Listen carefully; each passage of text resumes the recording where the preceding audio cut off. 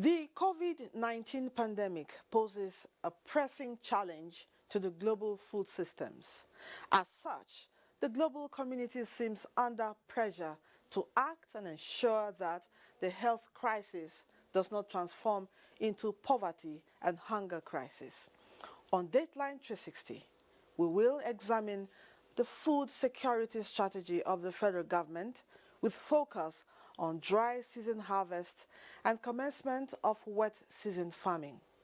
What about issues of banditry and farming activities? Recent research and innovations in food production as well as food storage, and patronage of locally produced food items across the country. That's our focus on this episode of the program. Thank you for joining us. I am Lydia Ojiji Ochi. You're welcome.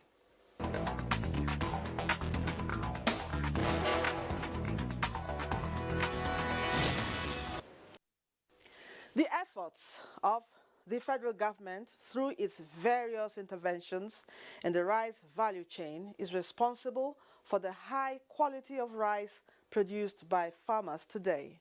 This explains the increase in its acceptance and patronage. Chika Okore has details. The food security strategy of the federal government in the area of rice production is responsible for the positive impact in the demand and supply curve of the produce. In Ebonyi State, the previous targets of contributing 10% of the nation's consumption need of 600 million metric tons per annum has shifted to 1 million as a result of the increase in the demand of locally produced rice. In terms of processing capacity, apart from the Abakaliki rice mill, the state government have set up 3 gigantic rice processing factories. And these factories are producing about 5 metric tons per hour. Put together, that's about 120 metric tons on daily basis. And the target is that Nigeria should be self-sufficient in rice production. Today we do about 250 acres of rice. And we have had losses. I've had good losses. But the truth is that I'm passionate about what I'm doing. And it gives me joy too when I imagine that what I'm doing is placing food on the tables of so many people. We're also having problem of capital because money is nowhere to come by. And then it has not been easy to access the several loan facilities being projected by central bank and other banks. Apart from the high cost of the interest, they usually come late. Apart from having massive arable land and conducive weather, Ebonyi people have long tradition in rice production, hence the famous Abakaliki rice. Ebonyi land is highly organic, and that is why the taste of our rice is quite different from other rice in Nigeria. There's no way you will be passing in the kitchen that Abakaliki rice is being cooked there. The aroma alone will tell you this is a Abakaliki rice. The taste is, very, very palatable. Of course, the nutrient is better than when you bring in foreign rice that have stayed in the warehouse for over 2-3 years. But this one is just very fresh. But people from outside Abakaliki now understand that Abakaliki rice is better than the foreign rice. And then they are into it. So many families are not eating foreign rice. Even if you give them, they say, no, I prefer Abakaliki rice. I like Abakaliki rice because Abakaliki rice is sweet. And we are the one producing the rice. The restriction order on rice importation, no doubt, has encouraged local consumption, thereby making the venture more profitable. In line with this, rice farmers are conversing for more assistance for more production. Cost of labor has made it difficult for any rice farmer to make reasonable profit because each person thinks that you are making it and they charge so high whatever they want to do for you, which makes it very difficult for us. But if your farm is mechanized, it reduces most of this labor cost and it will make it better. If we're able to have a sound marketing system, whereby even the government and NGOs are ready to buy in bulk from the farmers, The bulk purchases are very, very important because, one, it encourages the farmer. The farmer should not run loss. We only do manual work. And if we have machine, we achieve for a lot. Like tractor. With the policy direction of the federal government, and that is the banning of importation of foreign rice, have skyrocketed the demand for local rice in Nigeria. As we talk, and under our program, we also ensure that farmers have markets and that it is this market that drives production. Also, government policies and investments in local rice production in Enugu State have led to increased patronage of the staple food. A visit to markets in the metropolis show that the Ada rice in Ozo-Unwan, a local government area of the state, had flooded the markets and beyond. The high patronage is responsible for a substantial increase in agricultural outputs, as over 60% of rural dwellers in the state have gone into farming.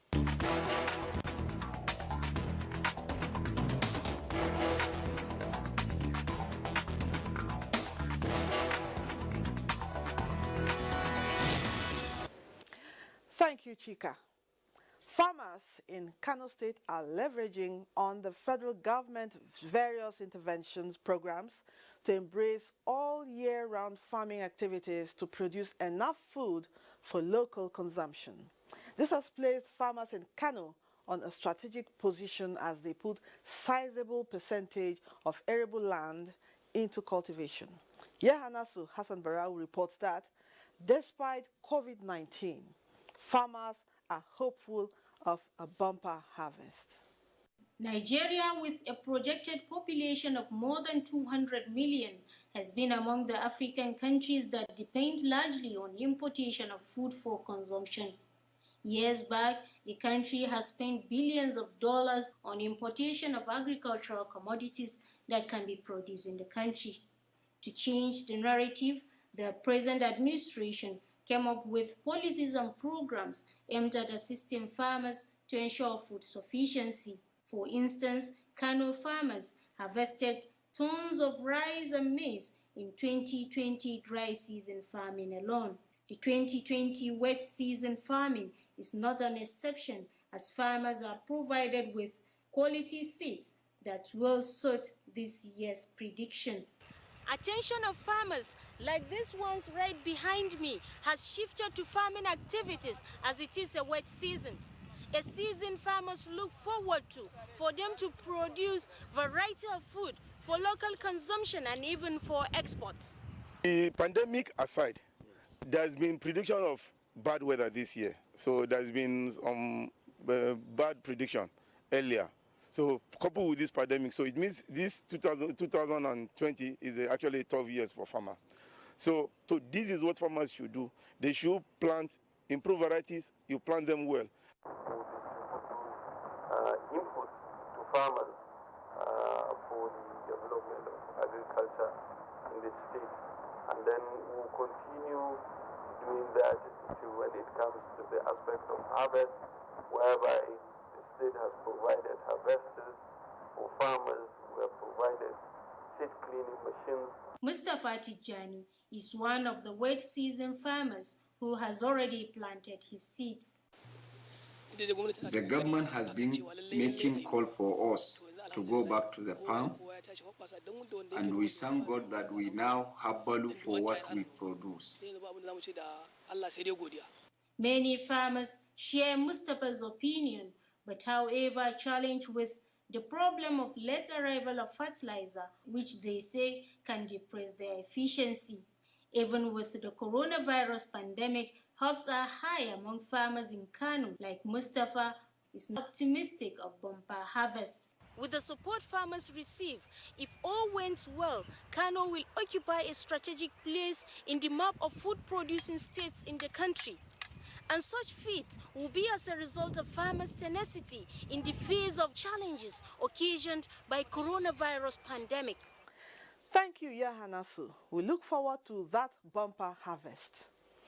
The federal government, through technological storage for quality food preservation to avert post-COVID-19 loss of food crops.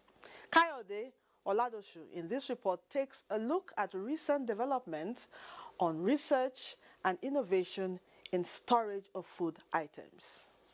The shift from traditional method of preservation of food items is now a modification of technological-based research which provides good range of food production at the post-harvest season by the farmers. In the past, substantial amount of food items are being damaged after harvest due to lack of adequate storage facilities. Experts say this current method of storage will put an end to the trend. Food is what we have produced and we want to consume. And one thing very important in food storage is processing. We have done a lot of research here to see that we extend the shelf life of our food through processing and also through keeping them in the appropriate temperature. There are certain food that you have to keep in a cool temperature. There are some that you have to keep in ambient temperature, which is the room temperature. For our major crops here, which is maize, soybean, green legumes, cowpea, we have done a lot of extensive work in processing it from farm to when it becomes food and people can consume. And this is by processing them into various foodstuff. We are shying away from the use of chemicals because of the associated problems with chemicals. You know, some of them may be carcinogenic or mutagenic in nature. So we are making use of natural preservatives from plants. That is what we are using most of the time. The whole system is obsolete and it is time-consuming. We have modernized it in such a way that what we are doing now is affordable and available, unlike the whole system that is very crude. This one is better because it takes longer. We have been able to increase the shelf life of most of these products that we are used to. To the farmers, what are the benefits available with the new innovation? It's a very good welcome idea for we peasant farmers, which third party normally have all the profit on our produce. But the silo has to be situated where it will be very accessible to our farmers. Taking a look at this technical idea and the role that agricultural produce play on the economic structure of any country, the basic value in this research will boost food production and adequate supply of food items during the post-harvest period. Before the pandemic, the Nigerian government, the Ministry of Agriculture and Rural Development, has programs in place that will make sure that we are able to salvage majority of the food that we produce in Nigeria. We have grains, we have tubers. So in the ministry, we have a department called Agribusiness and Market Development Department. This department has a lot of activities in place to prevent food crops from getting damaged. Now on grains, the Nigerian government has a number of grain reserve silos. So Nigerian government will buy these excess grains from farmers and store in the silos. Of course, you see, during this pandemic now, the Nigerian government is releasing grains and other food items stored in our silos. So the silo program is a very important aspect of preserving food crop in Nigeria. We call it strategic grain reserve. Then you have the on-farm storage, where Nigerian government will encourage farmers to store their grains and food crops on the farm.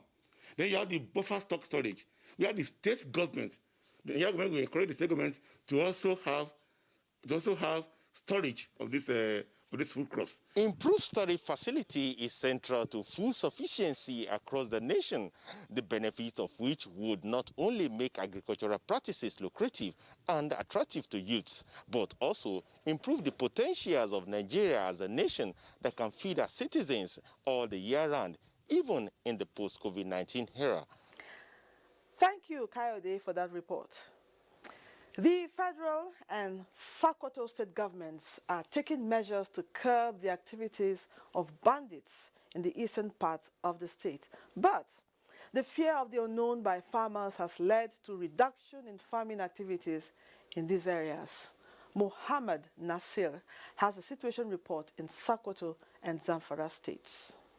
Sokoto is an agrarian state which contributes to the nation's food security. However, farming activities are likely to decline in the areas affected by activities of bandits. This is because some farmers have been killed, some have fled their areas, while some others live in fear of exposing themselves to bandits in the process of farming. We are facing an insecurity problem at our area. An ji tsoro kwarai bisa ga irin yadda waɗannan muyagun mutane suka zo suna fallasan mutane amma we are actually scared because of the activities of bandits. It is a well-known fact that self-sufficiency in food production is a prelude to the nation's attainment of food security, and peace is a strong tool toward achieving self-sufficiency in food production. We need protection. Peace is everything. Peace is everything. If there is no peace, don't dream of any development. There will be no food without peace. There will be no political stability without food. Without food, hunger will come and attack people, because a healthy man will hardly be attacked by disease, because his immune system will be very strong to go against any foreign infections. Despite the security challenges that force farmers to flee their farmlands, Sokoto state government says it has made adequate preparation with a view to ensuring buffer harvest during this year's rainy season. I wish to assure our farmers that the current insecurity that is happening or taking place in some parts of the state is being curtailed by the grace of Allah subhanahu wa ta'ala. It's been addressed by the state government and the federal government so as to ensure that all our farmers have access to their farmlands. We are ready to farm. Our people have no major occupations apart from farming. Farming is our major occupation. So I believe the government of Sokoto State is ready to make sure that all our farmers are back to farm.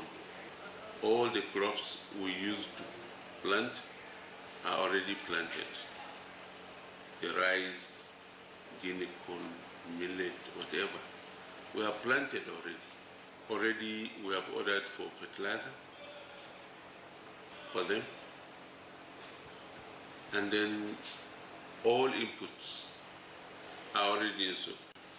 The Zamfara state, which has the slogan "Farming is our pride," had in recent years suffered serious security problems, which has negatively affected food production. The state is largely surrounded by forests, from where bandits launch their attacks, thereby forcing farmers to abandon their farms for safety. Although the security is now improving, most of the farms located in the remote areas are still not cultivated due to the fear by farmers of possible attacks. Some of the farmers who have resorted to cultivating farms at neighboring towns and cities have appealed to government to come to their aid.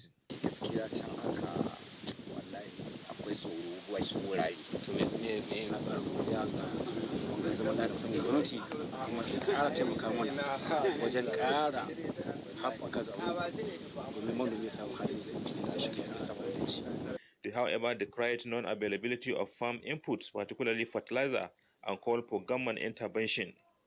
NTA learned that government is working toward providing farm inputs and ensure adequate security to farmers. We have already arranged everything possible with the military and the security, some other security agencies to make sure that farming system has been taken up. We have purchased almost about 200 vehicles that will be shared within the localities, especially in those Mut area, where we are expecting to have some problem. So that is where we are going to pin down those vehicles with the military personnel so that to secure that areas. Okay. With the current military operation taking place in Sokoto and Zamfara states and other peace initiatives by federal and both state governments, it is expected that thousands of hectares of land that have been abandoned by farmers due to fear of the unknown could be put back to use in the interest of bumper harvest.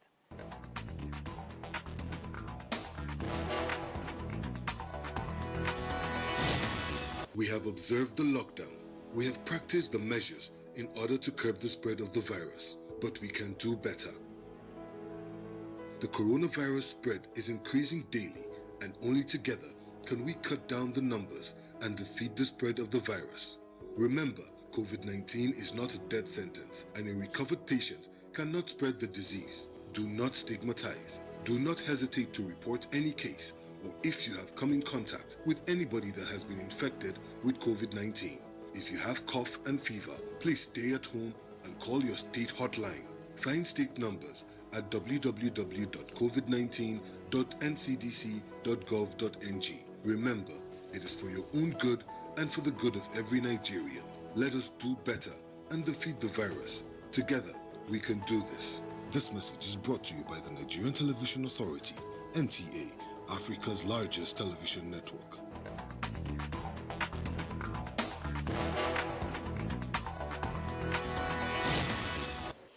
Food security is a measure of the availability of food and individuals' ability to access food.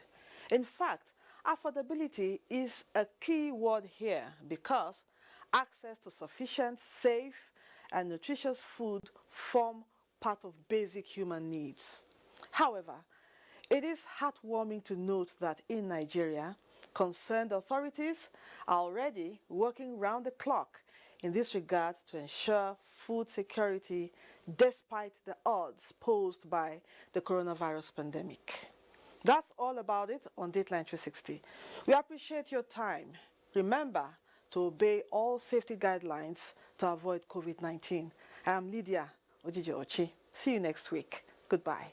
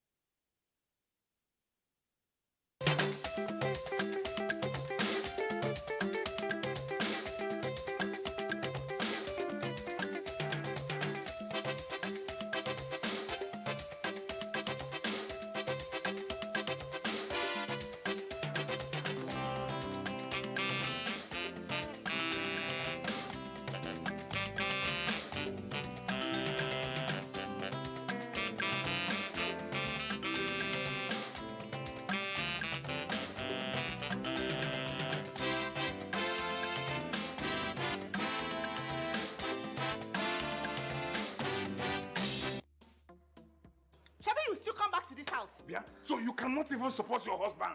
Eh? Support who? I thought you said men are the head of the family. How to get here? Allah, how to get here? Feminism is all about equal right and opportunity for women. Settle your matter in your home. You can't keep comparing Agatha and Uchechi. Agatha is Agatha. Uchechi is Uchechi.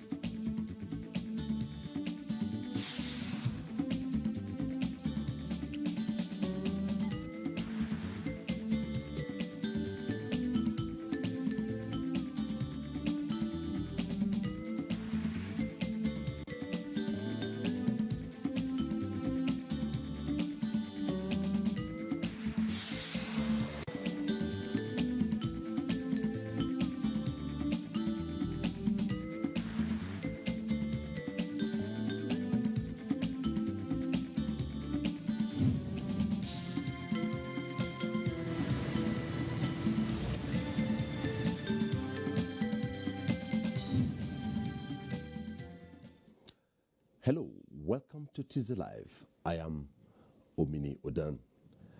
Last week Tuesday, Nigeria kept date with history with the flag off of the $2.8 billion construction of the Ajaokuta Kaduna-Kano gas pipeline project performed by President Muhammadu Buhari. Analysts say the project, which will be in 3 phases, is one that will benefit the country at large, as it will convey gas between the southern and northern parts of the country and eventually extend to North Africa.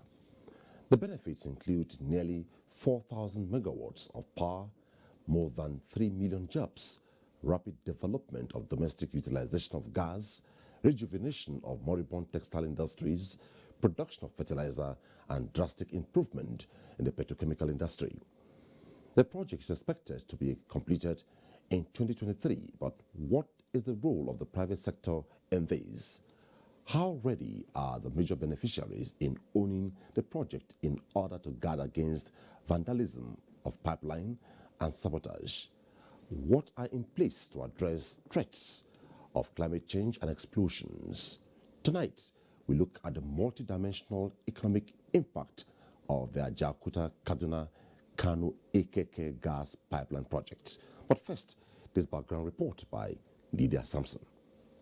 The $2.8 billion project will carry gas across the country from the south to the north and eventually extend to North Africa, a section of the Trans-Saharan gas pipeline.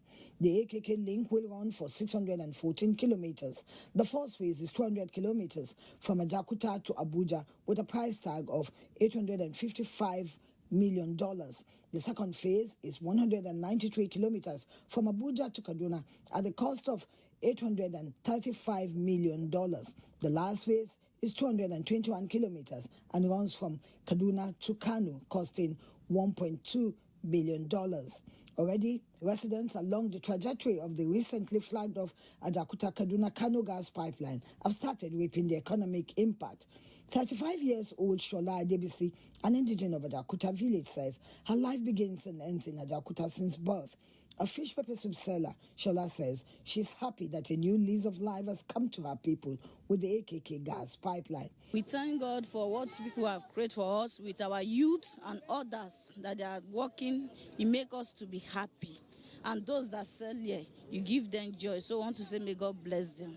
Her sentiment is also shared by 32-year-old Ahmed Abdulmumini, a father of one. He said he's optimistic of a better future for his child. Giving work to indigents, then maybe some supply, then and so on, and everything is okay. The pipeline project is being implemented via a build and transfer public-private partnership model, which involves the contractor providing 100% of the funding in line with the local content drive of the federal government. An indigenous engineering company is the lead contractor. Give thanks to the President of Nigeria, President Muhammadu Buhari.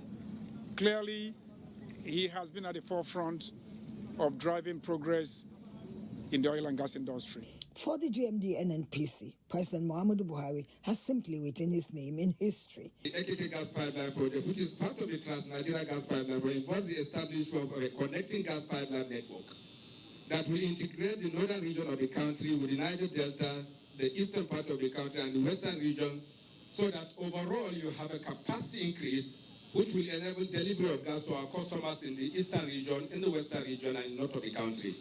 The consensus is that the project, considered the biggest gas pipeline project in Nigeria, AKK, will boost domestic gas consumption and power generation and industrialization. The project is expected to be completed within a 24-month timeline and has capacity to transport about 2.2 billion cubic feet of gas per day. Experts are unanimous that the dividends of the AKK project are enormous in the short and long term. In Abuja, Lydia Sampson. Lydia Sampson's report sets the tone for the program to take off tonight, and we shall be looking at the national economic and dimensional impact of the Ajaokuta Kaduna and Kano gas pipeline project in Nigeria. Well, it's Tuesday Live. At some point, our phone lines will be displayed on the screen, and when we are through to you, please turn down the volume of your television set to avoid the hallback. And in doing this, save time, go straight to the point, make your concerns, and our team of guests will address them. Also tonight, you can be part of the conversation through our Twitter handle at Tuesday Live NTA.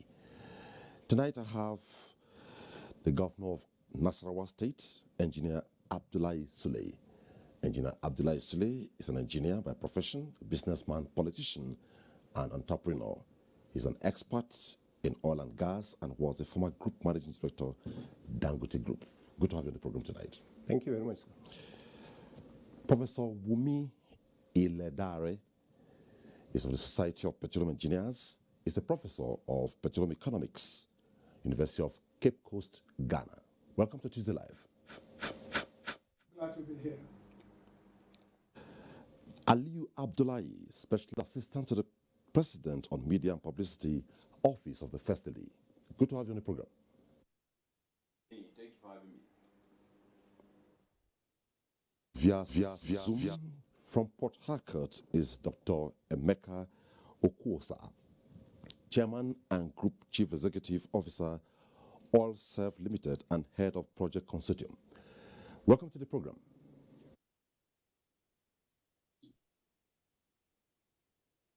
Begin. Ajaokuta Kaduna Kano Gas Pipeline Project. But, Your Excellency, let me begin with you.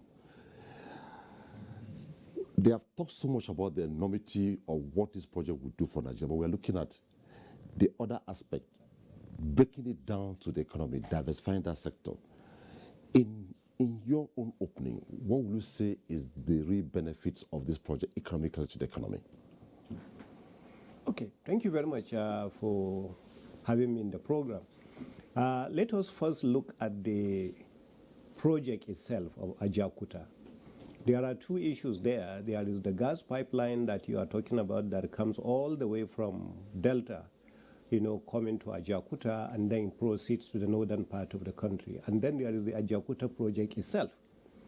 The Ajaokuta project itself is going to be the foundation for include all the industrialization in Nigeria, because that is our steel project.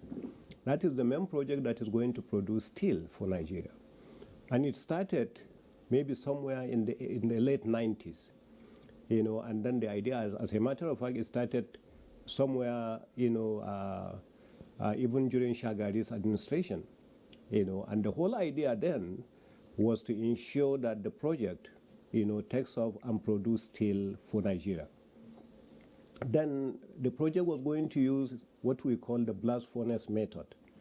The blast furnace produces what you call ingot. From the ingot, you need to produce something else, to go to the steel. And that's why they are using what they call the LD converter, or open heart process. The Russians, at the time, it was USSR. So it was the President of Russia and as well as Ukraine that actually constructed and supplied most of the equipment for the main project itself.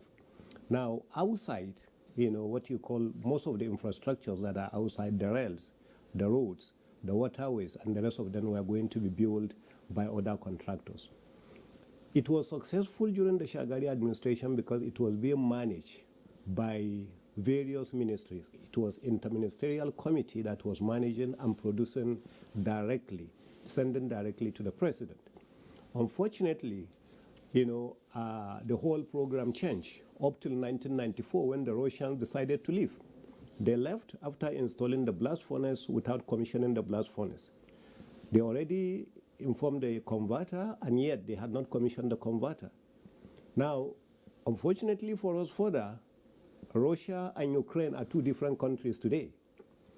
So recently anyway, as late as maybe somewhere around 2004, I think some Indians were brought in. Now, in the project itself, you have the main steel production as well as the rolling mill, the finished products. So you have 4 rolling mills in there. When the Indians came in 2004, all they did was to try as much as possible, to see how they could be able to revamp the rolling mills. As well as the main steel project itself, nothing was done. So the Indians did what they could, finish, and then left. So at the end of the day, the main project is still there. But I still tell you that the main industrialization in Nigeria will not happen until a Jakarta steel plant is actually revived. That is where the whole thing starts. Now, the next project is the gas line that you are talking about. Nigeria is really not an oil country. It is a gas country. I had a similar experience, when I was working in the U.S., when Bolivia was considered an oil country. When the oil finished, then they started going to produce the gas. Sure. And it was from Bolivia, Santa Cruz to be specific, that the first line was built by Enron all the way to Brazil. Second line was built by Shell. I think it's similar to what Nigeria is doing at the moment. Nigeria had over 200 trillion standard cubic feet of gas. Oil is just about 40 billion barrels. So oil will finish sooner or later, but we are going to be left with the gas.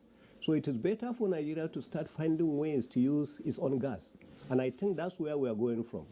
So the gas pipeline that we are talking about is going to be, just like Ajaokuta, the foundation of the entire industrialization of this country.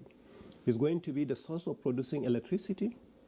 It's going to be the source of power. Most of these industries that actually died in places like Kano, if you go to Kano now, most of those industries that were in the 80s and earlier are all dead now because they are now using either gas oil, which we call diesel, and because they can afford.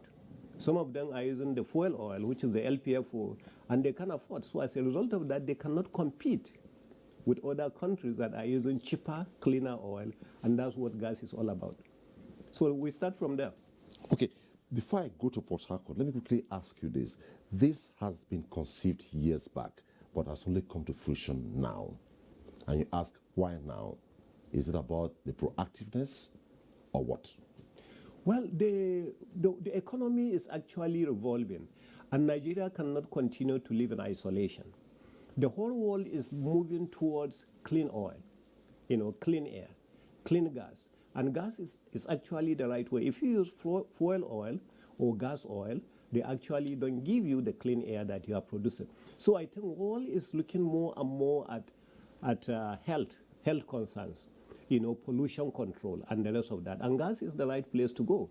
Secondly, like I told you, Nigeria is beginning to believe now and think and understand that the only way you can produce what is happening and the only way the economy will be driven is we go back and develop our gas. Remember, over 75% of the gas produced in Nigeria used to be flared. Until recently, when Nigeria now started thinking about the injection of the gas in order to produce oil. The LNG product, the LNG projects, the LPG that we are producing to export, and the rest of that. So I think now is the right time because it's the time to help our economy. Okay, let's go to Port Harcourt where Emeka is joining us via Zoom. Dr. Emeka, you have heard from Engineer Abdullahi Sule. He has given us what I would call maybe a generic perspective of this and that. He has not really gone deep. You are right in the project. Can you give us the technical econometrics to the economy? Thank you very much for having me on your program. I will say clearly that gas, just like His Excellency, the Governor of Nasarawa State just mentioned, gas is very important to the economy of Nigeria. Nigeria is predominantly a gas country and not necessarily an oil country if you define it or try to express it that way. We have abundance of gas. And then, like he stated, we have more than 200 trillion cubic feet of gas capacity or reserve existing. And that is what has been already found. But clearly, there is far more than that because exploration has not gone very far in gas issues. Now, when we look at the economy and the economic issues related to gas, let me state this. Nigeria, for quite a while, has not developed the capacity to utilize gas. And what is the capacity to utilize gas? It's about the infrastructure. When you produce gas, you cannot easily store gas. The reason is simple. Gas is gas. It's not a liquid. It's not liquid. What it means also is that for you to keep gas confined in a place, you have to pressurize it to be able to confine it in a place. There are many ways to move gas, and one way, of course, is to have an LNG type of virtual transportation system where you compress and freeze it and be able to move. But to utilize it within Nigeria, what is required is clearly the gas transportation infrastructure. Nigeria has conceived this very clearly in the 2000s by being able to put out the Nigerian Gas Master Plan, of which a portion of those have been constructed. One is the Escravos to Lagos gas pipeline, which starts from Escravos and then goes through Benin and heads to Lagos and goes all the way to a wind power station and feeds the entire Lagos.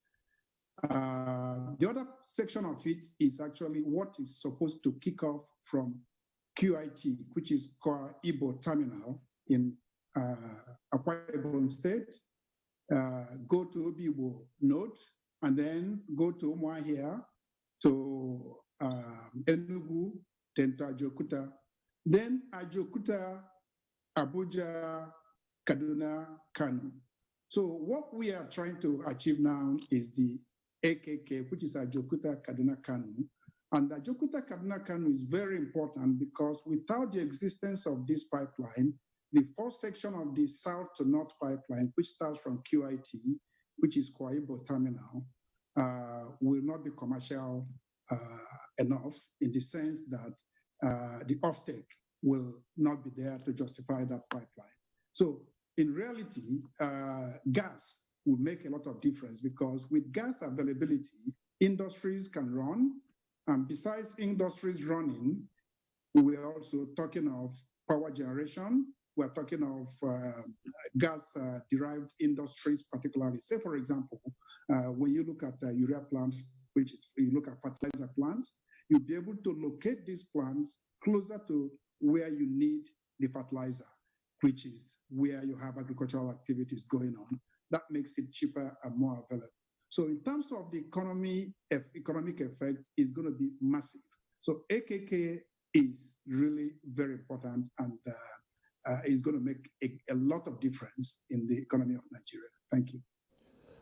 Okay, Professor Wumi, Emeka has talked about location, and already if you go through the media reactions, the public domain, there are a lot of connections and disconnects about the project. One key one which you have to clarify now is some persons are trying to akin it to the posture of the Kaduna refinery, talking about source, that this one will go the way of Kaduna refinery. Is this true? Much for having me, and it's always a pleasure to be on NTA and to educate the public. So let me quickly make a disclaimer. I'm here on my own. I don't represent anyone, and so whatever I say, I'm liable and responsible for it. Having said that, I want to begin my comment with a small story, and I know television time is important. There used to be two kings several years ago.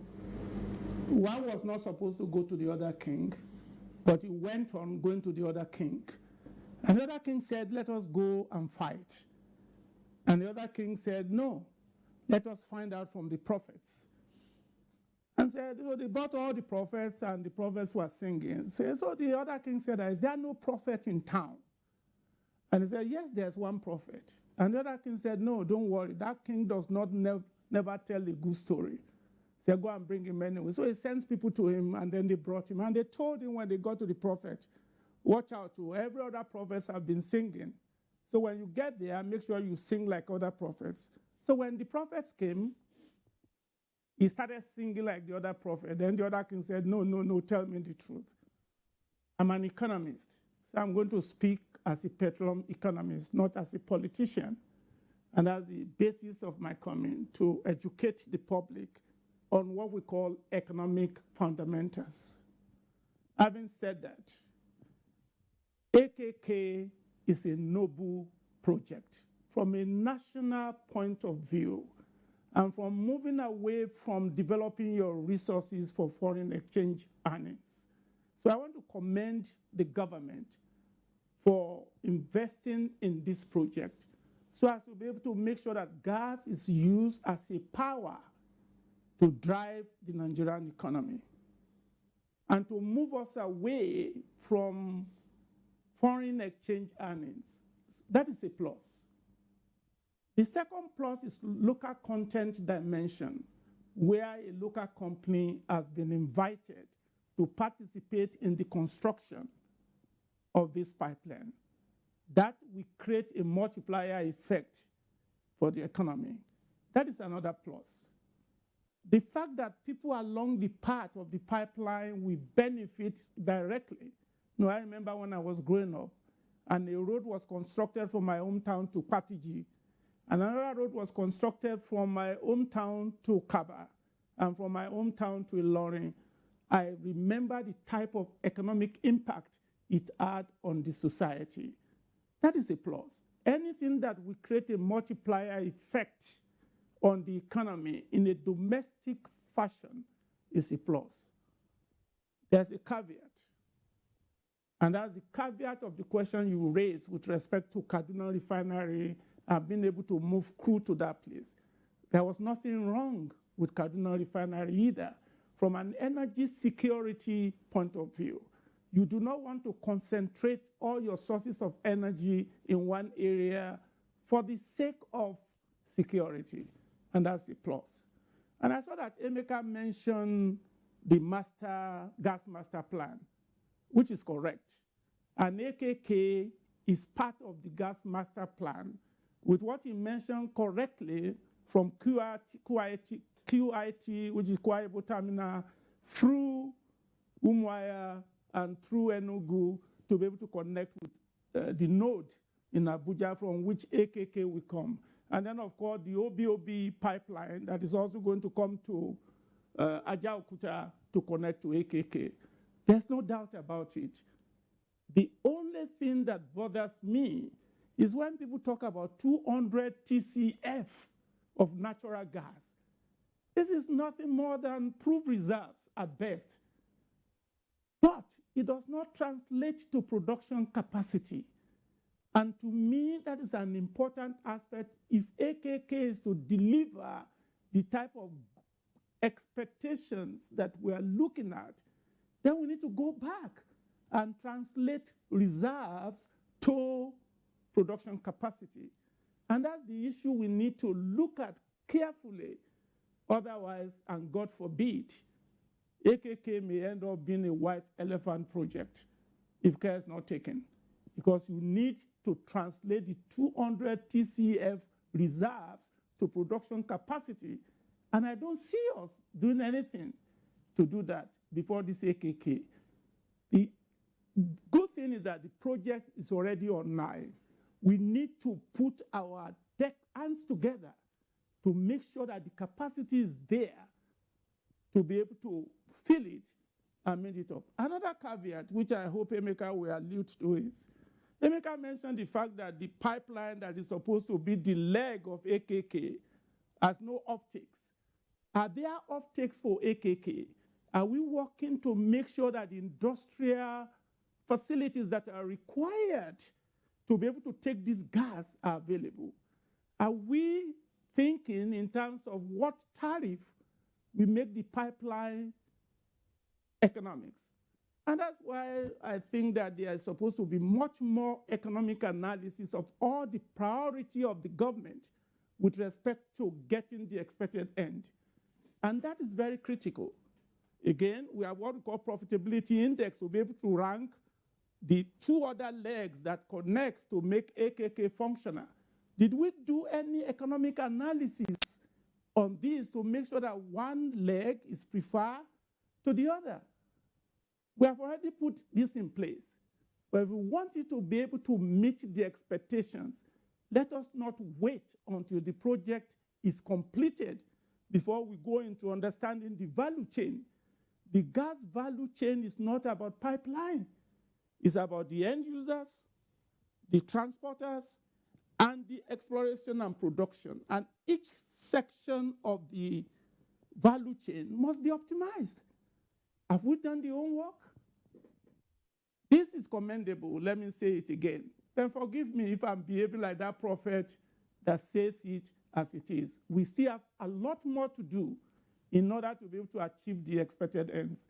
And it is possible, and it is doable if we do the right thinking. Okay, Prof.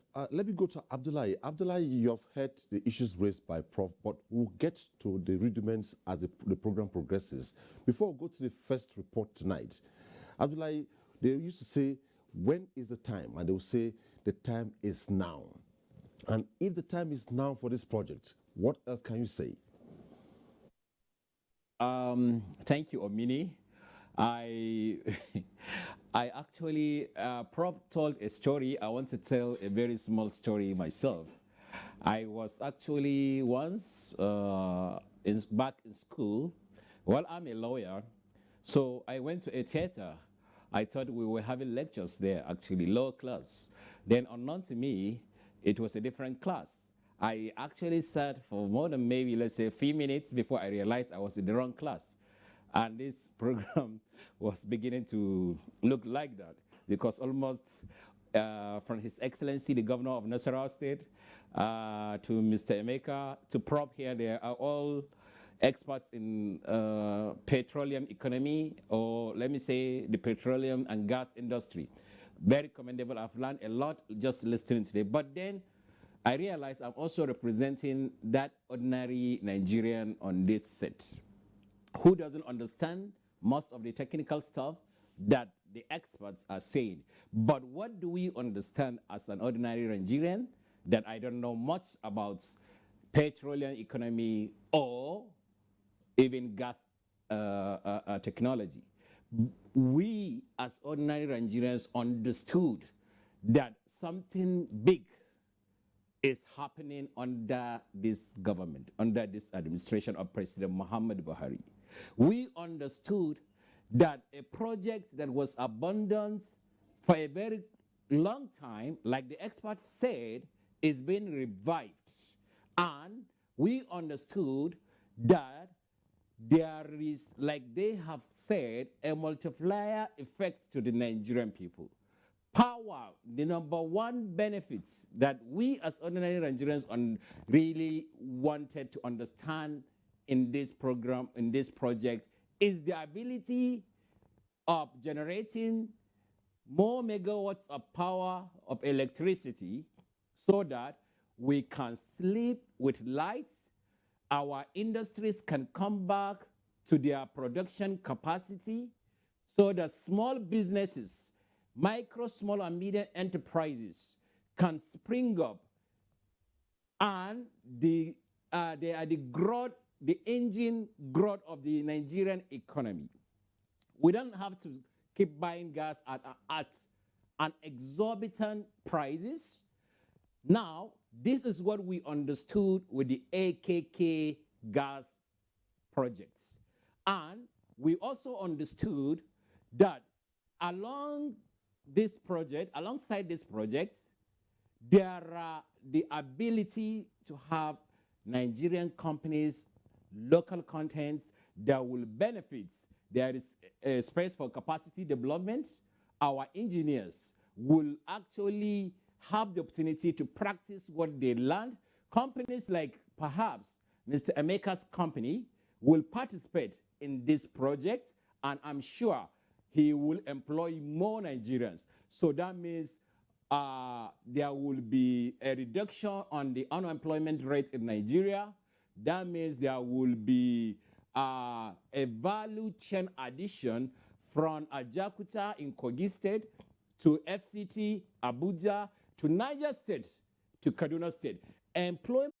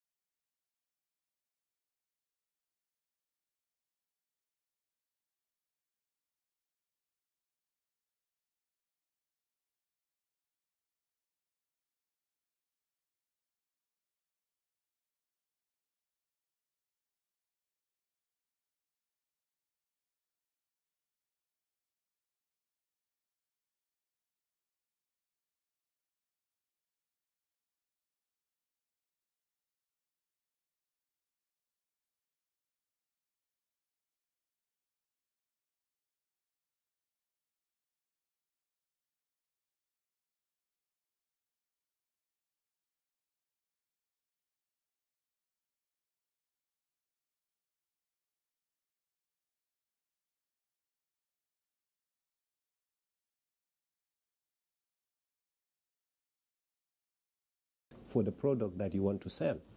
And I think it's from that angle that he approached it.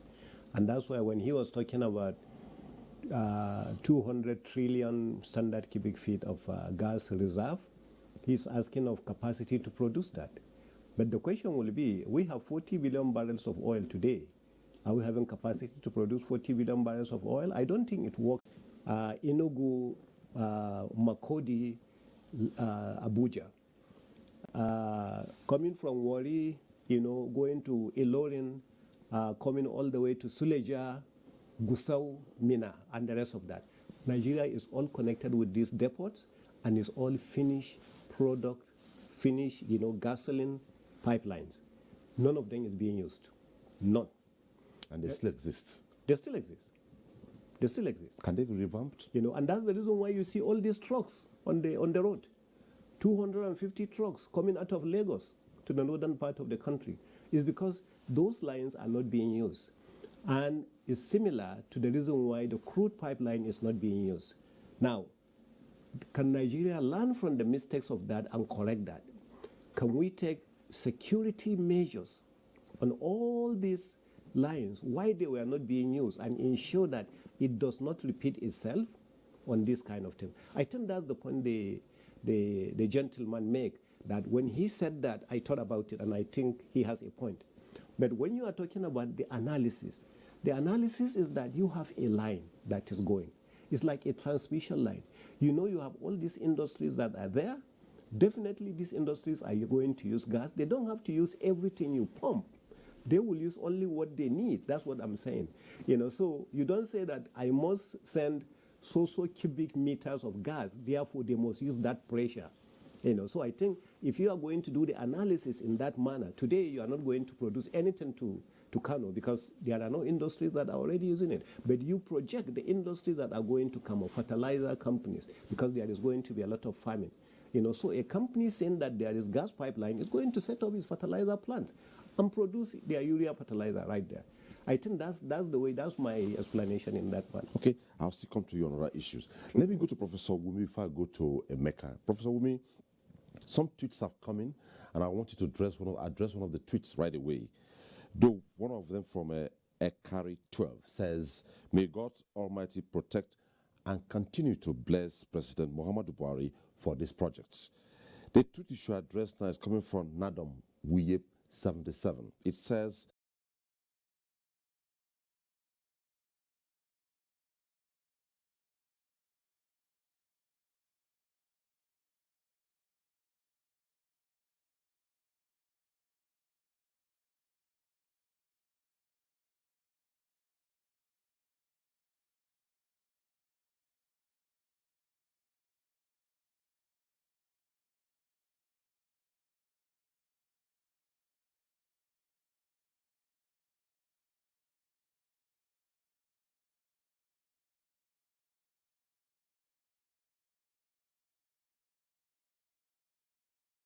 gas. But natural gas can make more impact on our economy than the money we are earning from abroad. And finally, let me add, you see, when you have stranded gas, to gather them is a different point of game. And then to process them to a usable form is another point of duty. The gas industry is segmented, and it is not as easy to transport as liquid. It's not easy to translate gas into monetary value the way you do it for oil. That's what I'm trying to say. There are three important aspects of the gas business. The upstream must be optimized.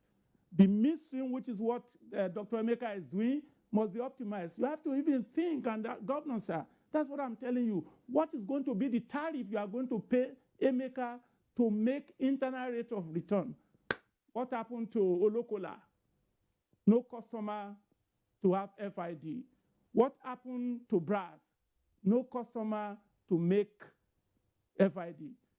The pipeline that we have, glory to God Almighty, that the federal government can guarantee the loan. Emeka will tell you he couldn't source the money. He has to depend on federal government. And that's what I'm saying. Let us think about the economics of it. And Emeka mentioned it. Emeka needs at least 12.5% to 17% internal rate of return. Before that thing we add value. It's a good project. I sanction it, but I just want us to do proper economic analysis, because the connecting pipes to be able to deliver for a 40-inch capacity requires a lot of wells to be drilled, a lot of gas processing plant. And in conclusion, I want to take your mind back to when we bought a lot of gas turbines. But there's no way to connect the gas to the turbines. What happened to the turbines, Governor? That's what I'm just trying to say. I am not here to say the project is not good, but I'm saying the government still has a lot of homework to do. Finally, yes, 24 months is what we are looking at to be able to put the pipeline in place. How long did it take us to construct OBOB? How long did it take us to construct even West African gas pipeline? How long does it take to construct all the pipelines that are built in the world?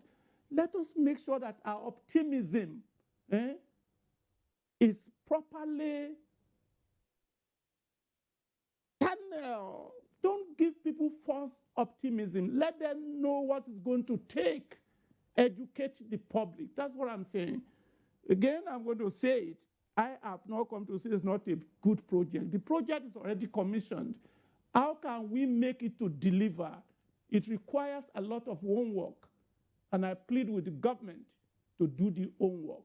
Upstream, midstream, downstream must be optimized if value is to be added. Thank you. Thank you. Abdullahi, I'll come to you. Let me go to Emeka. By the analysis so far, it looks as though the bulk of gas production or consumption has been for export. Now, with this project, what would it look like local consumption?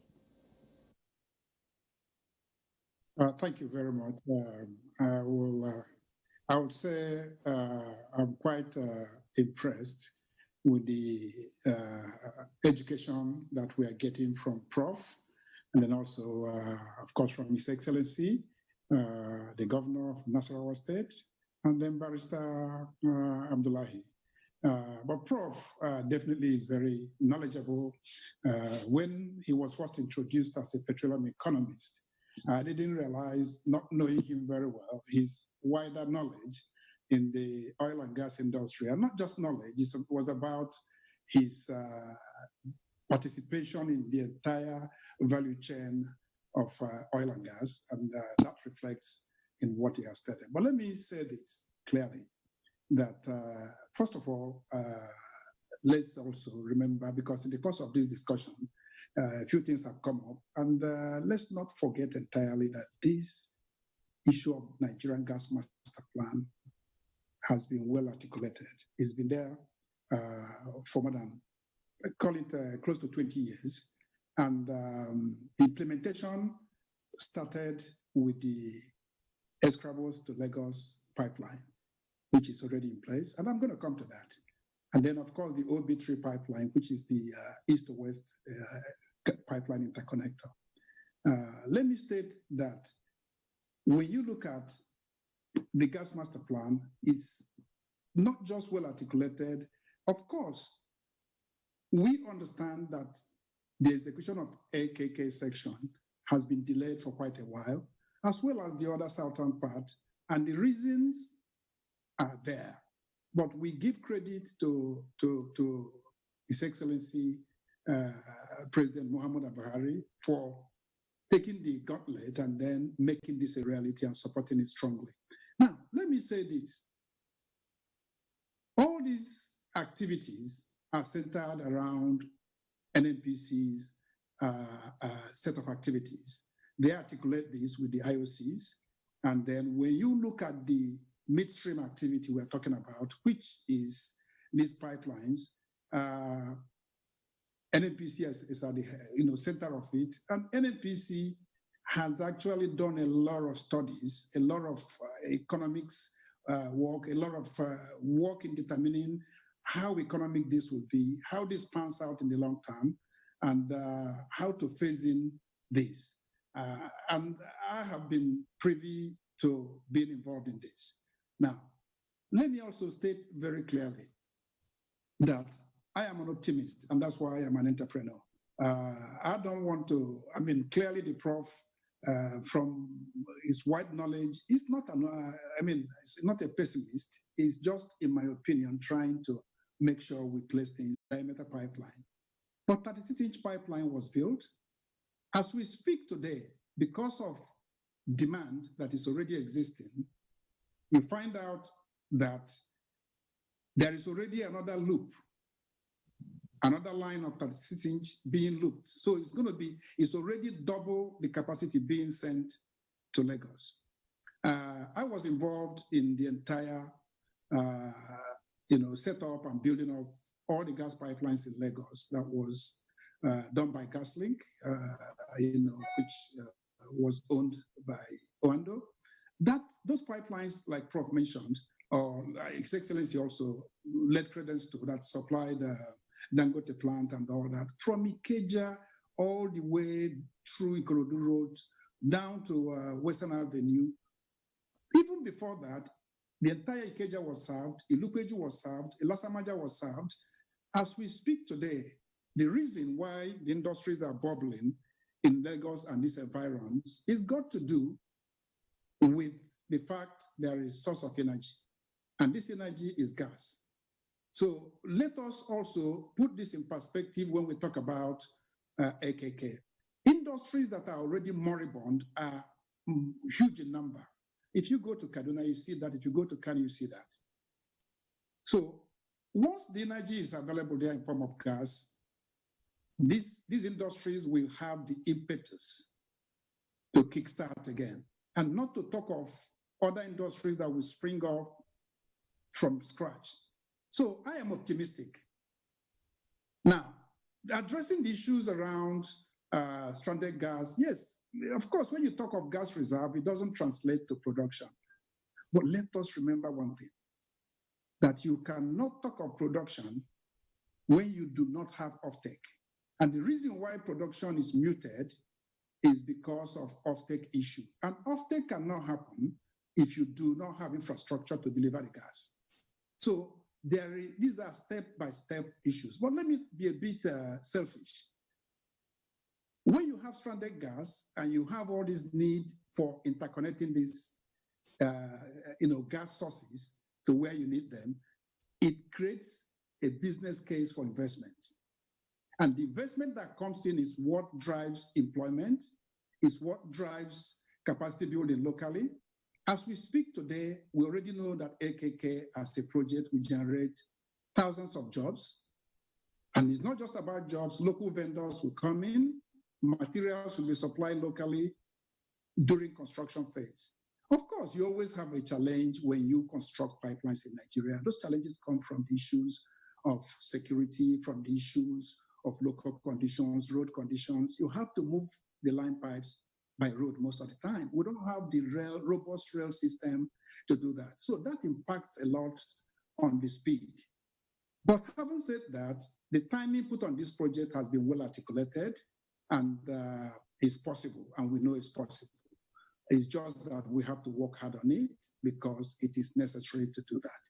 So when you look at the economic impact, I will say clearly that the impact of this pipeline will be massive. It will be massive in reality. And then before I end this, my contribution, I will say also the issue of pipeline security. Prof touched on this very clearly. Of course, we are not waiting for explosion to happen, but the issue of public education is necessary. Gas pipeline is not oil pipeline. Gas pipeline has massive amount of pressure. And when you talk of a pipeline of 40-inch diameter size, and you look at the length of this pipeline, and then you see the amount of pressure you built up there, any attempt by anybody to sabotage it will lead to catastrophe for the person and for everybody around. It's not oil pipeline. So people should know and keep away from it. But having said this, we take serious action during construction to bury this pipeline about 2 meters below the surface. We also install SCADA system and fiber optic systems to monitor these the activities to make sure we know if somebody is trying to impact on it. So there are quite a few ways we do that. And I just want to make sure that that is known. Thank you. All right.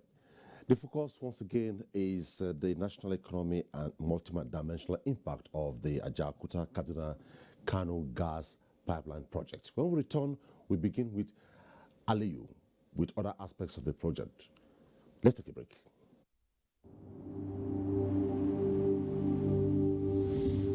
For now, the best and most efficient way to avoid getting infected is through regular hygienic and sanitary practices, as well as social distancing.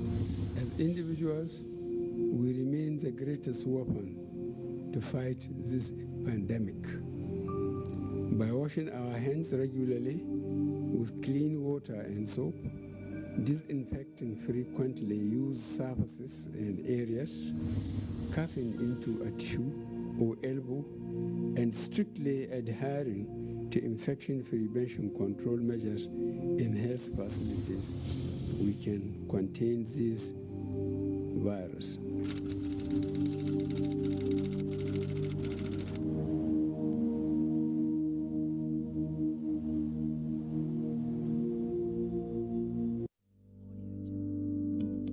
Coronavirus is real.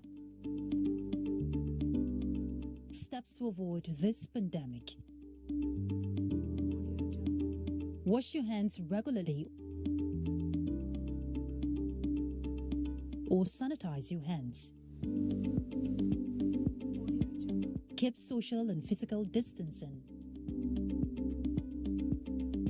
Avoid crowded places. Stay at home unless absolutely necessary. Don't touch your eyes, nose, or mouth if your hands are not clean. Avoid the spread of coronavirus. Coronavirus is real.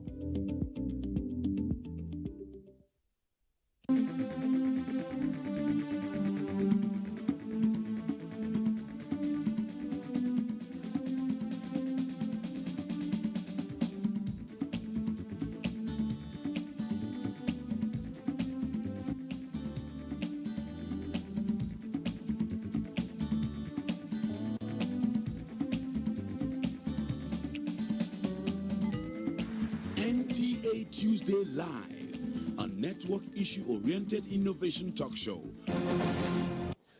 Thanks for staying tuned, and I must say tweets are coming and we'll take your phone calls very soon. For now, let's take some reports, beginning with Port Harcourt. The River State environment, like other Niger Delta states, is daily confronted with the challenges of gas flaring arising from oil production. Gas flaring, I will tell you, there's a lot of politics in it, all right?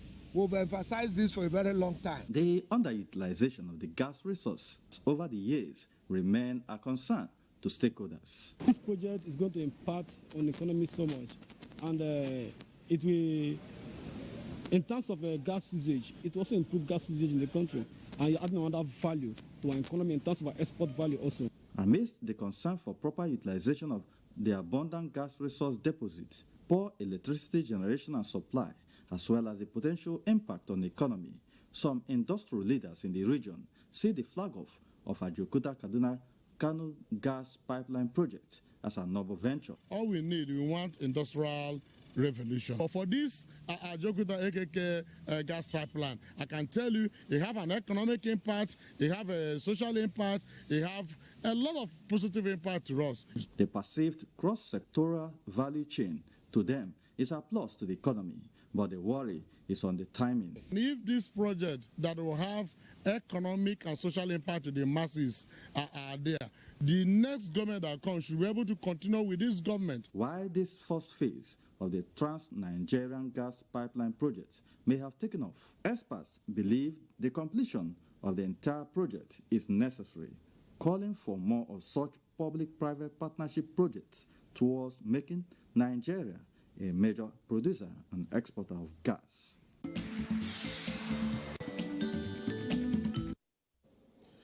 Ibadan is next.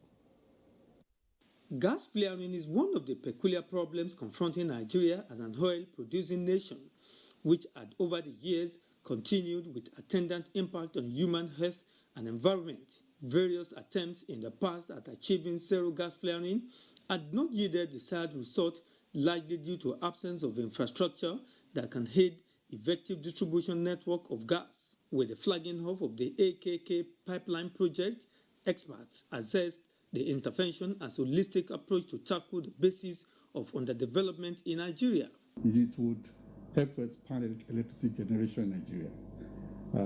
We know that electricity is a major infrastructure that will help economic development. While acknowledging the seal of government to change the narrative from the inefficient transmission network, observers enjoin government to ensure every engagement and the project is detailed. We need to get off-takers along the value chain, that people actually come out to come in and say that they want to partake into this and then get part of the gas and also use it for their industry as well. But the benefit basically seems to overweigh the cost that we are anticipating. So it's going to be highly beneficial. When the project is finally delivered, domestic utilization of gas, they say, is expected to be improved.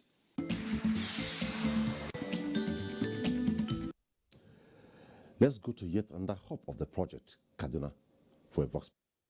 First of all, we must commend federal government under President Muhammad Buhari for taking this bold step of commissioning the pipeline, the gas pipeline from Ajakuta through Kaduna to Kano. This is something, a project that apart from the gas supply, it will also ease problem of power generation. And once there is power generation, definitely the economy will come up. And that means all the industries like the textiles that we have in Kaduna and so many other industries will benefit from this gas line. Natural gas is a major raw material, as I mentioned earlier. From natural gas, you can produce over 100 different industrial products. From natural gas, you produce what we call synthesis gas. Synthesis gas is the feedstock in the production of ammonia, production of urea fertilizer, production of methanol, ethanol, and other alcohols, production of even the fuels that we use in our vehicles. You can convert natural gas to petrol, diesel, and other fuels, through certain chemical reactions. By selecting the appropriate catalysts and reaction conditions, you can produce hundreds of products. So the sky is the limit. So we can develop even petrochemical complex with natural gas. And therefore, this is a significant, it's more important to me than all the refineries brought to the north. Because natural gas is the key to the industrialization of any society. It's commendable now that we are linking the gas pipeline now to the north, because that would be the key to drive industry. Thanks for staying tuned. And I said we'll begin this part of it with Abdullahi. Abdullahi, there are a couple of tweets, and I believe without necessarily following to the order, you can pick and react to some. The first one is coming from Jamil. It says, it's a very good project, I beg your pardon, but I think two important issues should be looked at: pipeline safety and massive reservation to serve its purpose. Koblo says, can we say that because of this project, it is possible that more independent power plants can come up along the Ajakuta, Kaduna, Kano belts? How do you react to this? Thank you, Omini. I think for the first part of the question about the safety aspects, the experts, Prof has alluded already, has answered that in one way or the other. The nature of this kind of gas is quite different than the normal oil pipeline that people vandalize. This one comes with a lot of pressure. So people will really risk their lives if they should go near the vandalization of the pipelines that we are normally accustomed to in this country, whether be it in the southern Niger Delta part or even in the northern part. I've seen even in Kaduna State where refinery pipeline from a depot is normally vandalized before. But with gas, like they said, there is need to be a massive public education and awareness. Even this program is one of such. Approach that vandalization at your own risks. The props and the expert Dr. Emeka has already sounded that warning. The second part about the independent power projects, or let me say the gas plants that will come up from the Ajakuta to the ends in Kano. Yes, there are 3 already that I know of that are going to spring up, 3 captive gas plants along these routes. So, of course, it's not a surprise that someone will take up this initiative, you know, and I've listened to the discussion between Prof and Dr. Emeka, and even to an extent, even His Excellency. Thank God I'm not only just a lawyer, I at least understood the economics part. And I tend to shift to agree more with Dr. Emeka and His Excellency on the issue that you have to have the infrastructures in the place of the pipeline. Lay it first before you think of whether you will have off-takers or not. That's a necessary ingredient in business. You cannot assume that you have investors waiting for you when you don't even have the necessary infrastructure in place. That's very basic. In decision theory, you will not have all the information at your disposal before you take certain decision. You have maybe few information or no information at all. But as managers in business, you have to take that decision. So this is more like that. But in this case, we even have this kind of information. We know this government, at least, we know their political will, the commitment of the administration of President Muhammadu Buhari to see to the completion of this project. That is one. Secondly, we know that the issue of funding the pipeline is already sorted out. Contractor, I mean, there is complete funding from a contractor. So now, if I was to be an investor, if I knew these things and I've already studied the nature, the political will of this administration, we have seen them done that. In the issue of railway, for example, they have completed the Abuja-Kaduna railway. Now, I'll come back to you on other issues. Let's hold it there for now. And the next tweet here says, from Idowu, says, I must say, Professor Wumi Iladare is a blessing to Nigeria, but Ghana is conscious of the blessing. And last on this segment says, Mutala Hamishu says, honestly, I learned a lot from the experts invited to address the nation on the multidimensional impact of AKK gas pipeline project, especially with the assertion made by SSA of President Muhammadu Buhari on the notion of some of the Nigerians. Beautiful. Your Excellency, moving further, Professor Wumi has raised a lot of concerns as much as he agrees with the huge economic backup of this project when it takes off. The question we'll ask is, Nasarawa State, your state where you are governor, is more like a catchment state to this project. Kano, all that. We ask, are the state governments, your government, Kaduna, Kano, Kogi State, and other catchment states that I can't remember now, ready to be part of this project? Definitely. Beginning from you. Definitely. As somebody who understands the value of this project, I have just explained to you what happened in Lagos. And that was actually confirmed by Emeka. You know, when a gas pipeline was going on its way from Delta, going through Edo, you know, all the way to the West African gas pipeline. And now that line was tapped, going into Lagos. Now that line is generating electricity. That line is also powering turbines and doing so many other things, in that line. So today is similar to that.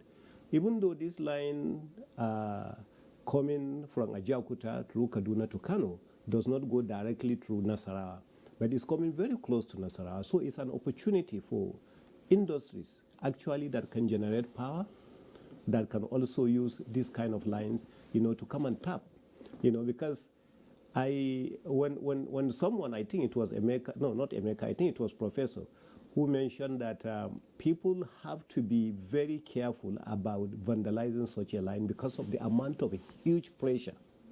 If you've been to an oil field, on top of the well, you will see what they call Christmas tree. It's actually BOP, it's a blowout preventers. There are times where a blowout preventer actually blows out, and then you will see the pressure that is going. Everybody runs away, no matter who you are. So now we are talking about the same kind of line, that is going through, a line, even though it's just 2 meters deep. The moment anybody comes across that, and wants to tamper with that kind of line, and there are people that will attempt, because in Nigeria we have seen people who are crazy enough to go to a high KV line, to go and see if they could tap electricity or steal some cables and things like that. So it is similar. People will be crazy enough to see if they could tap that kind of gas and maybe change to LPG or things like that. People will come up with all kinds of crazy ideas. So I like what the professor said.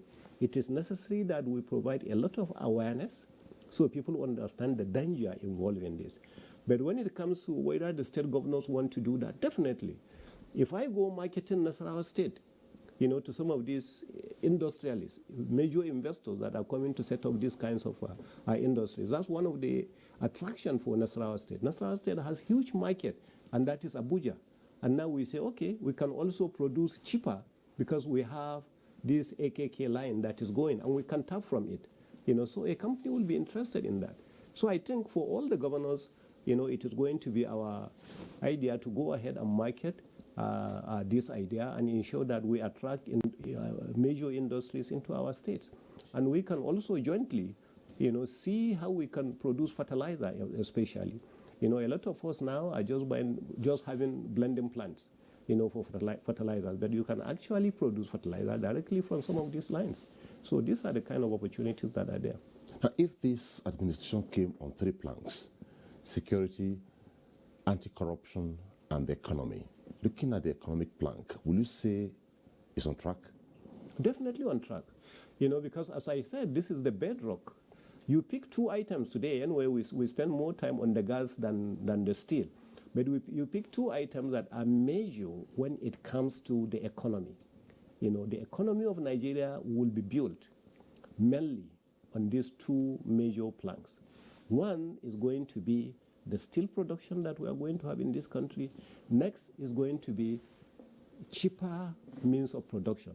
Most of these companies, as I mentioned to you, each time I go to Kano and drive through these streets and see all these abandoned industries, and you begin to ask, why are they down now? Why are they comatose? Everybody will be asking is because they can no longer compete with products that are coming from outside, that are being smuggled. How come those products are coming cheaper all the way to Nigeria? Is because they had cheaper sources of production. And now this is a cheaper source of production. And that's what this is all about. Okay. Professor Wumi, I know you're worried and concerned from the beginning, and you want to really see this project take off. But before then, let's take this update just coming in from NCDC. The latest report from the Nigeria Center for Disease Control shows that Nigeria has 503 new confirmed cases of COVID-19. The breakdown shows that, if the teleprompter can come down now, the breakdown shows that Lagos has 153, followed by Ondo with 76, Edo has 54, FCT 41, and Enugu 37 new cases. Gombe and Bayelsa State have a list of 1 case each. The figure brings the total number of confirmed cases to 29,789, with 12,108 discharged and 669 deaths. That's the update on COVID-19 from the Nigerian Center for Disease Control. But just before we take on Prof, this box from Osun State is ready. Let's take a listen to it. It is something that has been a long way coming, and the present administration is trying to do its best to improve infrastructure, improve service, and make the people of the area to benefit from the resources of the country. Nigeria stands to gain a lot from it because the people of the area will now have gas supply, which they have not had before. It's a benefit in that they don't have to transport truckloads of gas from the south to the north or from wherever to Kaduna and Kano. It brought my concern, if we may talk about that now. Number one, the security of the communities through which the pipeline will pass. How do we secure the pipelines itself? So for the president to take that step of a pipeline from Ajaokuta, Kaduna, Kano is such a good step because of its economic impact on the country. Over the years, it's been a shame that we flay gas. So I think for the first time, we are holding the bull by the horn, and we are going to be seen as a civilized country. It's going to provide gas for our power generation. You know, presently we are talking about this tripod stand on our power generation, transmission, and distribution. One of the greatest problems we have is generation. If we are able to use this gas, if it's powered by gas, we are flaring gas. If it is powered, definitely we are going to realize a lot of benefits from it.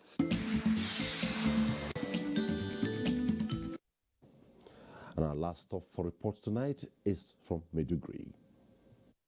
The Ajaokuta-Kaduna-Kano natural gas pipeline project, when completed, is expected to transport natural gas from Ajaokuta in Kogi State to Kano in Kano State through several states and urban centers as part of the Trans-Nigeria gas pipeline. The gas pipeline project, if it is properly channeled and implemented, will go a long way in assisting the poorest of the poor. Now people will be using the gas pipelines to execute their projects and make more money. The project, with the purpose of establishing pipeline networks across the country, strives to utilize the abundant natural gas resources to sustainably supply gas to northern Nigeria and reduce the quantity of gas flared. Even those of us here in Borno, where the pipeline does not reach, we are going to benefit from it immensely, since even in the past, we are the gateway of all manufactured and imported goods from Nigeria to outside. It's also going to boost gas-based products like methanol, fertilizer, and what have you. It is also expected to provide enormous economic and social benefits to the nation, as it will unlock 2.2 billion cubic feet of gas to the domestic market to support the addition of 3,600 megawatts of power to the national grid and revitalize the industrial sector to boost creation of millions of jobs. It is actually the nerve center for the development of the entire country. It is actually the colossus of every economic activity. This is something that has multiple effects in terms of economy, in terms of hope, in terms of sense of belonging, in terms of a sense of patriotism for all and sundry in this country. Thanks for staying tuned, and going straight to Prof. Prof, let me take some my questions to you after these tweets. Chris Simeon says, not the construction of AKK gas pipeline that matters, but thorough security against the vandals and terrorists. Mutala Hashimu says, Professor Wumi, with a story of two different kings with a different ideology on fight. Thank you for your contributions. I really learned much. But like we say, as worried as you are in terms of the final output, if all this works as is planned, as showed by Emeka, what's your projection just 2 years after it takes off? If you spend $2.5 billion in an economy like Nigeria and it delivers its result, that's what we call multiplier effect. One, employment will be expanded. Two, economic output will be expanded. Three, household income will be expanded. And then you are going to understand what we call the circular flow of income. The household will use the money to buy goods and services that is produced by the economy. And invariably, your gross domestic product will rise. The pressure you have now on your foreign exchange in Nigeria is because of import without generating much foreign earnings to support it. Yes, I want to commend His Excellency, and I want to commend Emeka, and I want to commend Abdullahi. At least what happened to that prophet has not happened to me. I've not been ordered to go to dungeon because I'm not singing the same tune. But it's not about worry. It's not about concern. No, as a professor, I must go to a panel and dissect the issues and add value. And that's what I hope I've done. I commended this administration at the beginning that it take the bull by the horn to be able to do this project. I'm just saying that spending money to construct that project will not deliver the good without taking the other steps that I've mentioned. Certainly, go and look at history and go and look at my writings. I'm an advocate of using petroleum resources for the development of the economy. I'm opposed to using raw material to just generate money without adding significant impact to the economy. Look at oil. It accounts for 70 to 80% of gross revenue to the government, but adds only 10% to the GDP, which does not necessarily make impact on the quality. I'm just telling the government that if this is going to make the type of impact on the economy in the north and open the opportunity to northern youth the way it did when Sardauna was there, we need to quickly, as we are building, look for outlets to capture this gas and use it to grow the economy. That is the only thing I'm saying. I'm not worried. I'm not a prophet of lamentation. I just think for a professor of my status, I must discuss the cons and the benefit, not just come and sing about the benefits.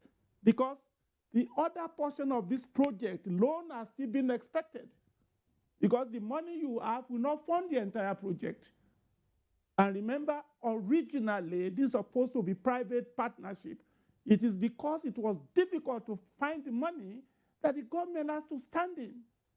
And you must be able to pay the loan because it is actually the people's money that you are indirectly borrowing for this project, even though it is government money. But it is people's money that could have been used for other economic activities. So let us make sure we get what we want. I can give you another example of a fantastic thing we did in Kaduna. It's called Kaduna Petroleum Studies. Do you know how much money we...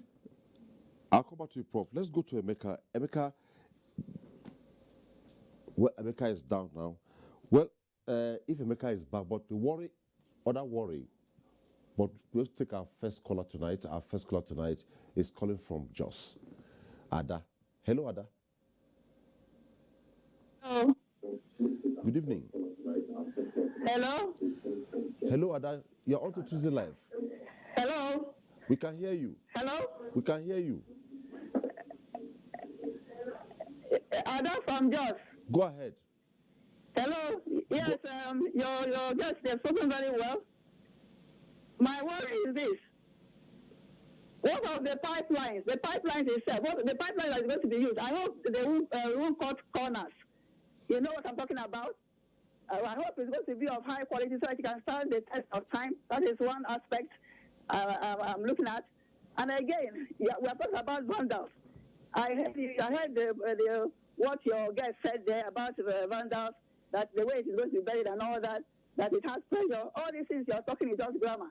When people are desperate, they will do anything. So I feel it should be looked from a sociological point of view. Why a sociologist wants to find out why people want to.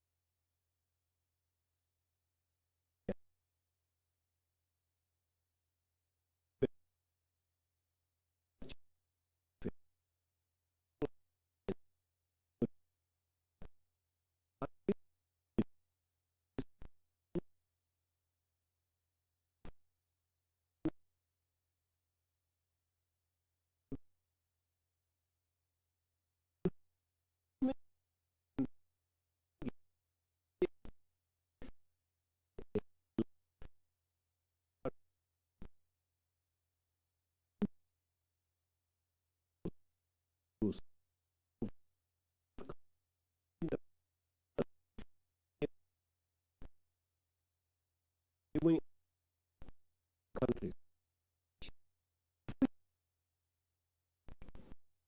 It's an you know, cheaper and cutting down. Instead of planting, I think the president has promised planting so many millions of trees, just because people cut down trees. So this is an opportunity again for that. So the value chain, that is going to be there. The advantages are enormous. Okay, I'll still come to you. You have touched briefly on the PPP model. We'll come to that.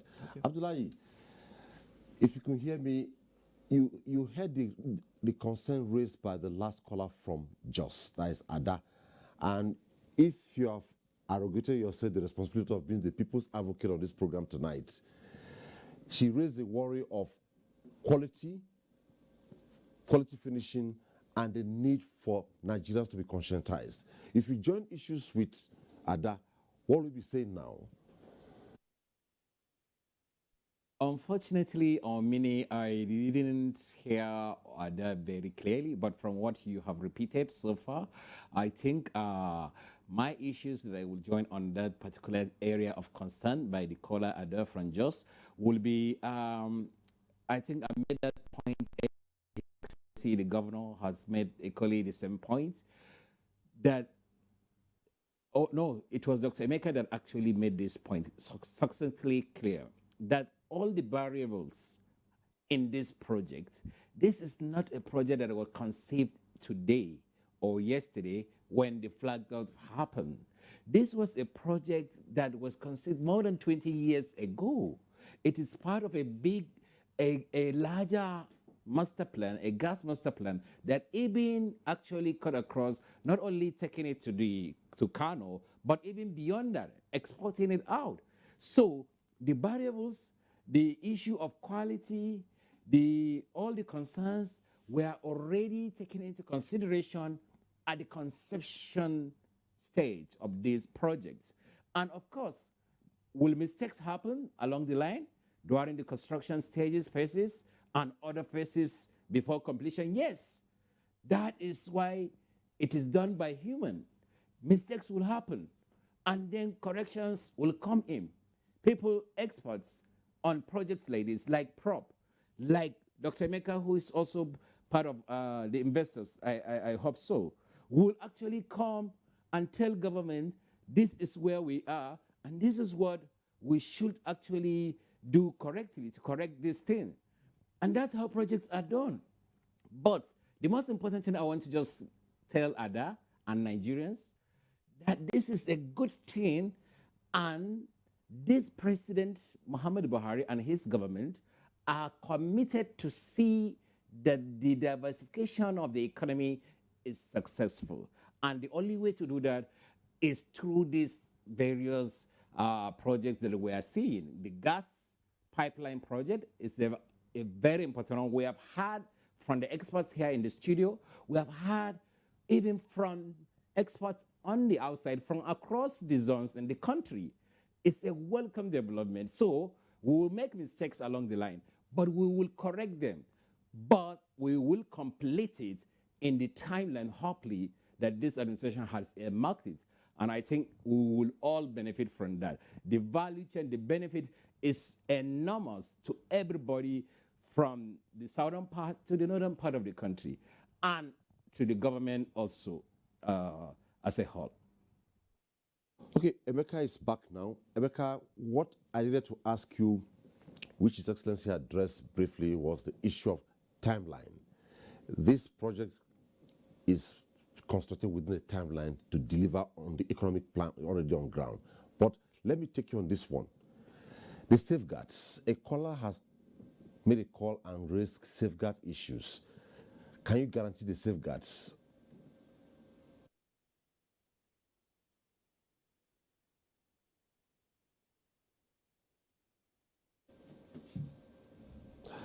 We're having a challenge with Emeka's audio. I believe it is put it up, which we'll be able to address one or two issues before we wrap up the program tonight. Prof, can you speak to a PPP modem if this project operates, and how effective it will be?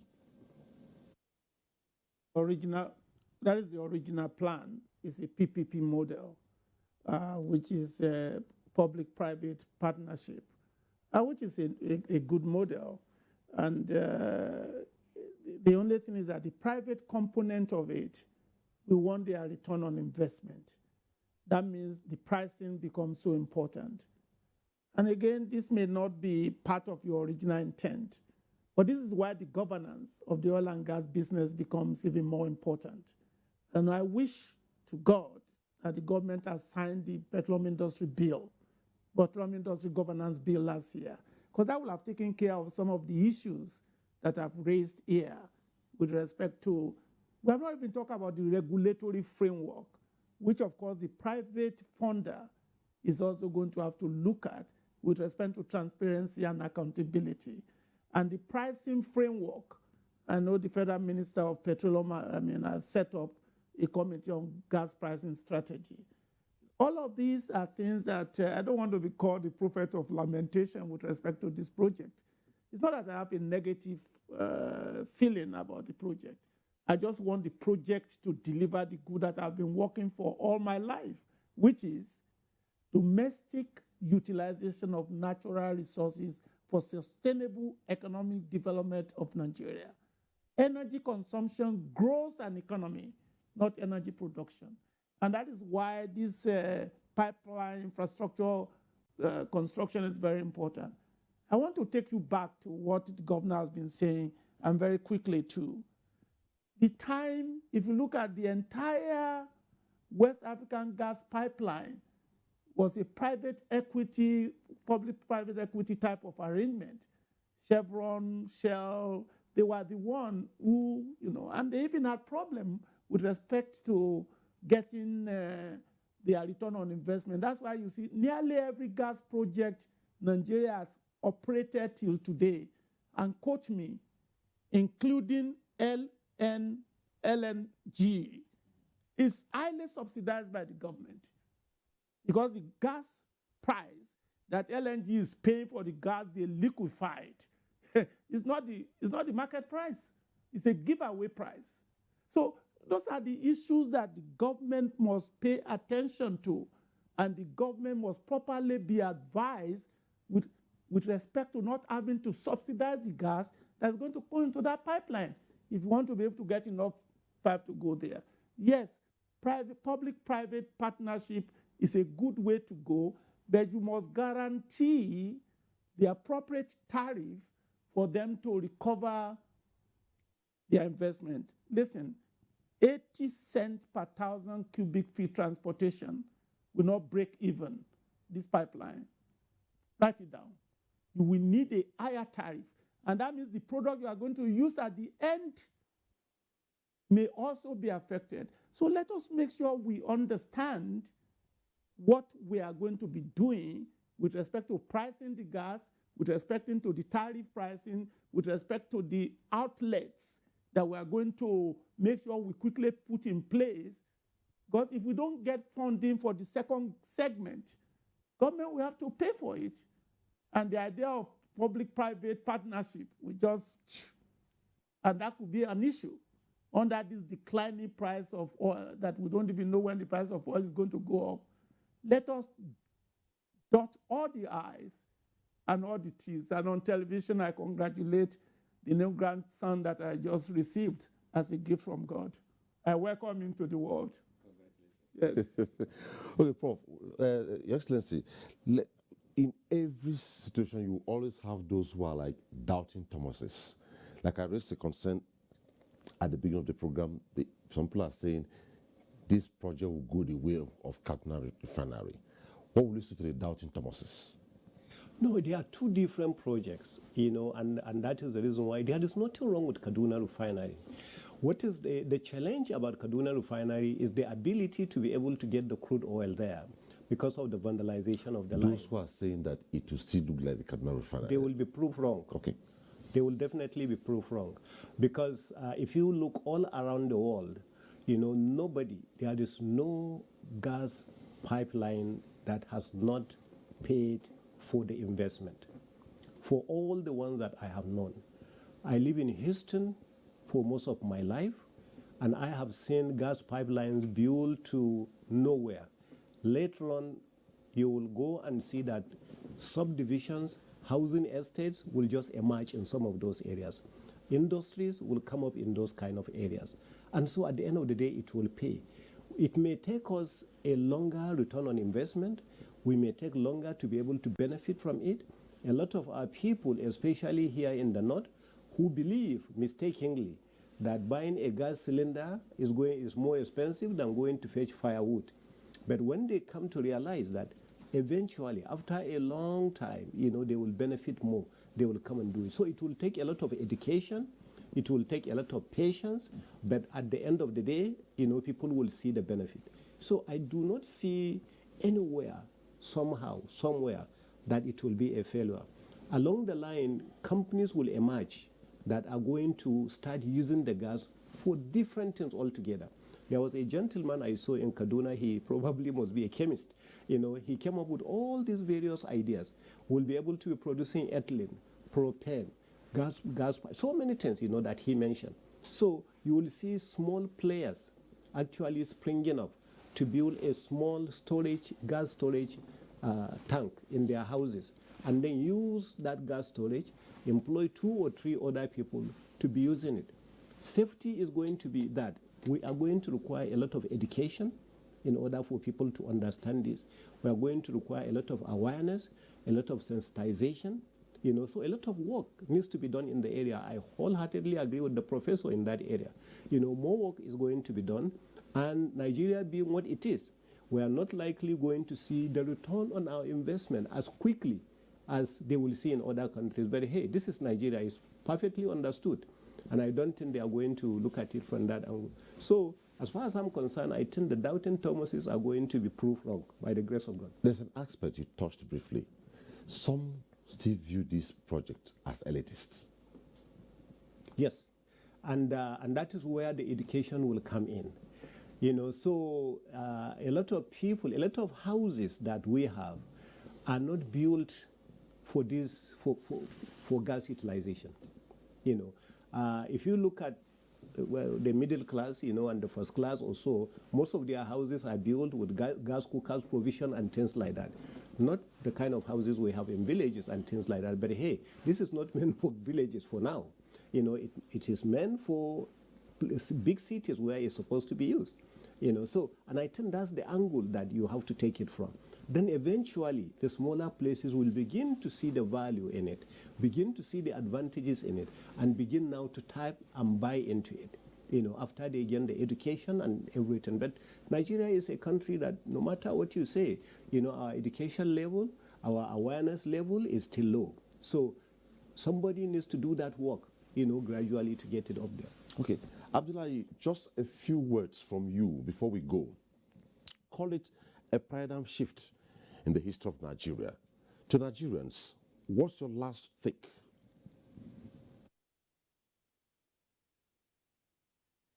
It's, almost everything has been said on this issue, but I still want to congratulate Nigerians at this point in time for witnessing the flag up of these projects, because like we have already said times and times again, this was a project that was kind of 20 years in the making, but it was not actually flagged up. But we thank God we have seen it being flagged up. We have a timeline of 2 years, and by the grace of God, this project will come to pass. And the enormous benefits to Nigerians and also to these corridors where the pipeline will pass, we have enumerated most of them here, and people have welcomed this project. And I want to say this thing. As long as we have President Muhammad Buhari, he will ensure that this project comes to fruition, comes to completion. So I join His Excellency Governor Abdullahi Sule in saying that this project will prove the Doubting Thomases wrong. Although Prop here is not a Doubting Thomas. Prop is just a very cautious, optimistic individual who is sounding a note of warning to government and to everybody to work hard and even put much harder attention to these projects. Thank you, Prof. Let's have your own thoughts before I sign you, the two of you off. I congratulate the government for putting an infrastructure in place. I desire it to be completed, and I hope it is. I want us to continue to market the pipeline, to begin to find investors to be able to tap into it. I think that is an important aspect that we must work on. Laying a pipeline is one thing. It's not an end in itself. It is just a means to an end. Certainly, the more infrastructure we can build around, and the gas master plan is excellent. And if we're able to complete all the projects, I plead with the government, manage the optics very well. This project is not a northern project, it's a national project. And they must be connected to make sure that every sector, every section of the economy can benefit from this project, because the gas is going to come from somewhere. And because you have more wells that are being drilled to be able to go into that pipeline, more people will be employed in the Niger Delta. I think that's the way we need to market this massive investment. It's a massive investment, and it must not fail. It must not fail. And I know it will not if we cross all the T's and dot all the I's and get proper understanding of the gas market. Professor Wumi Iledare, it was nice having you on Tuesday Live tonight.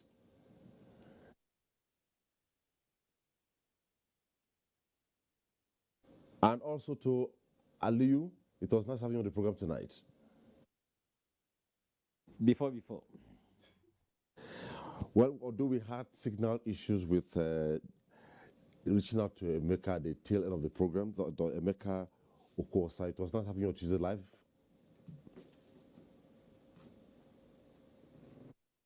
I'm back to the studio. His Excellency the Governor of Nasarawa State. We thank you so much for making time to be on the program tonight. Thank you very much. To our callers, those who sent in tweets, we thank you for being part of the program. We looked at the national economy and multidimensional impact of the AKK gas pipeline project in Nigeria. Thanks for watching. On behalf of all of us, bye-bye.